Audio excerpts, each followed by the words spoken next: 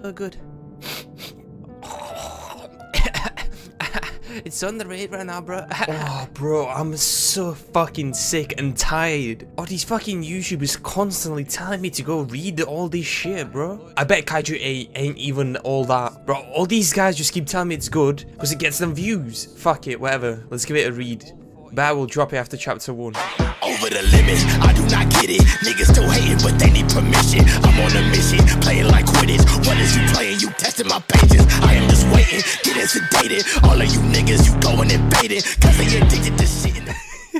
Alright, kind of awkward because this manga slaps, bro. I had low expectations coming into this, and this manga just so easily proved to me that it has so much potential. I read all 40 chapters currently available in the space of like 12 hours, with about like 9 of those being me sleeping. So you know this shit is good. And like lately I've only read a manga which kind of makes me want to hit my head against the wall. Like I've read IWBY like recently, and holy shit was it painful. Paneling was awful. The first action scene, it literally made me want to quit right there and then. And that's like 5 pages into the manga. Bro, don't get me started on the dialogue and how it's just forcing exposition down your throat. Bro, the characters were bland and forgettable. Just like a bad manga overall. The artist was clearly capable. The art was as beautiful as your mum sometimes. But the paneling was so bad.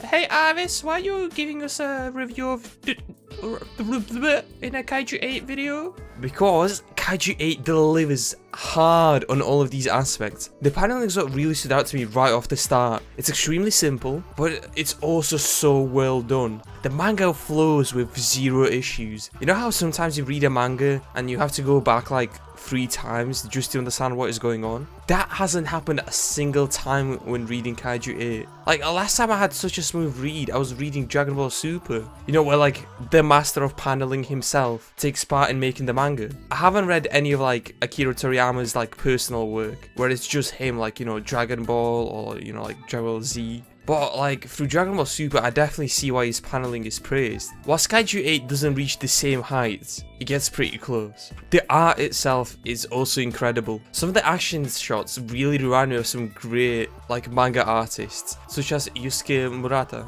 behind One Punch Man, or it also kind of reminded me of Daramayon, who's behind King and Ashura, you know, one of my favorite martial arts mangas. Bro, when I tell you, you can feel each and every single hit in this manga, I mean it. Stylistically, it's also beautiful. I genuinely love it. Like, the only complaint being that the characters don't have foreheads. But you know, that's more of a personal grudge, since mine is absolutely fucking huge. You know, life is hard when you got a 5 head. You know, sometimes I walk out on the street and I just get mistaken for Megamind. And you know, shit, like, life is tough out here. When it comes to the story, like, I'm sure you've heard it like a million times by now. Like, every YouTuber and their dog have made a video on this manga by now. You know, blah blah blah, man turns into Kaiju, blah blah blah, hunts down other Kaijus. But, you know, it's just basically Attack on Titan. You know, Eren becomes a Titan, hunts down Titans, that's part of the Scouts, blah blah blah, you know, same shit. You know, same type of beat here. So it isn't really original by any means, but, you know, neither is this video idea to begin with, so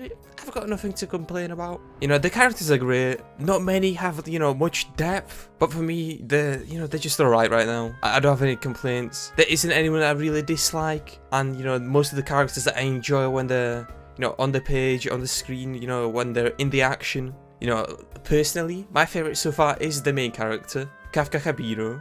I don't know, I just kind of like how he's 32 but still has, you know, the heart of someone far younger. I don't know, it makes him very likeable. Like, he stays relatable whilst having all of that extra experience when it comes from being like, you know, roughly like 15 years older than anyone else in the story. Hey yo bro, oh my god, the soundtrack kind of slapped. Wait, what? Bro, who wrote that? Overall, this manga, bro, it was just an absolute shocker to me. I was really contemplating reading it since, you know, it just seemed like it was being overhyped and everyone was just milking it for views. Yes, I'm also milking it. But the manga really is great. You know, whilst not being anything new in concept, it's still able to be great by doing everything to a high standard. I would recommend you read it, but I'm sure you already have made your mind up by now. Watch Bakuman, subscribe, and peace.